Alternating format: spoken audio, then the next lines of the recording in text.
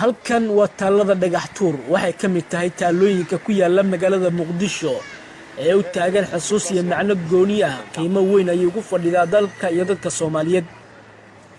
Maxamed Cabdi Yuusuf waa mas'uul xilal kala duwan ka soo qabtay dowladihii kala duwan ee dalka soo maray.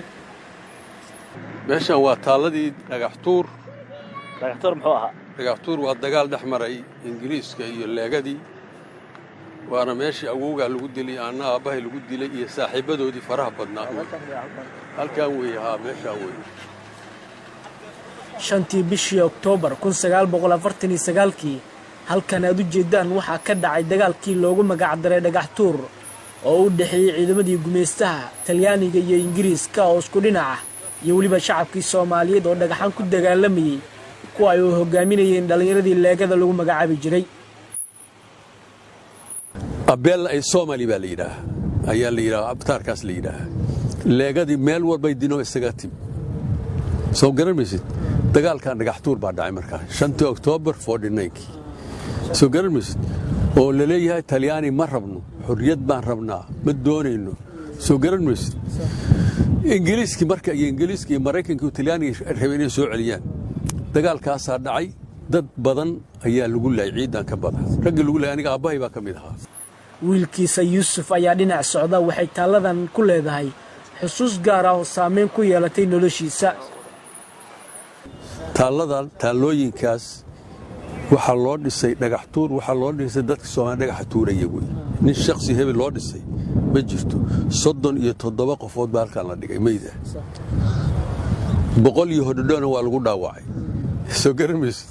dadka xusuustoodii baa loo sameeyay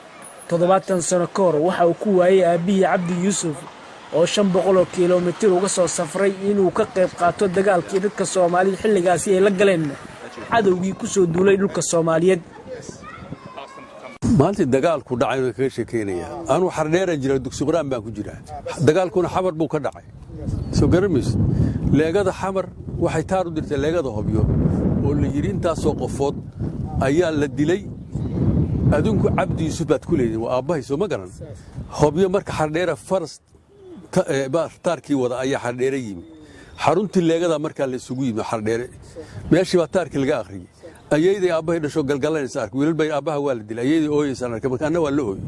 soo ma garan marka sidaas aniga xaaladda Portugal ayay ahay.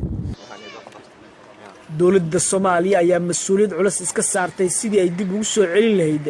taalooyinkii u taagnaa halgamayaashii u soo dhintay dalkan in dib loo soo nooleeyo taalooyinkii qaranka loo dhisay muddo hore laakiin dagaaladii sokeeyay ku burburto dhibaato ka soo gaartay dalka mid ah waa ku faraxsanahay waxaan aad iyo aad uga mahad celinayaa madaxweynaha iyo xukuumaddiisa oo gartay in taariikhda ummadda soo celiyaan waa waajibaadkooda laakiin waa ku hambalyeynayna waana ku taageeraynaa.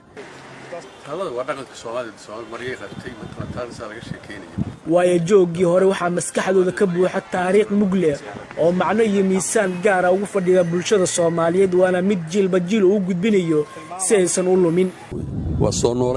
nooleeyay taariikhdii halganka ummadda Soomaaliyeed marka ummadda Soomaaliyeedna waxa ku baaqaya inay caqliga u noqdaan dadka xorriyadda u dhinto qarannimada inay ilaaliyaan qabiilka iska ilaaliyaan iyo qorka khaasatan dhalinyarada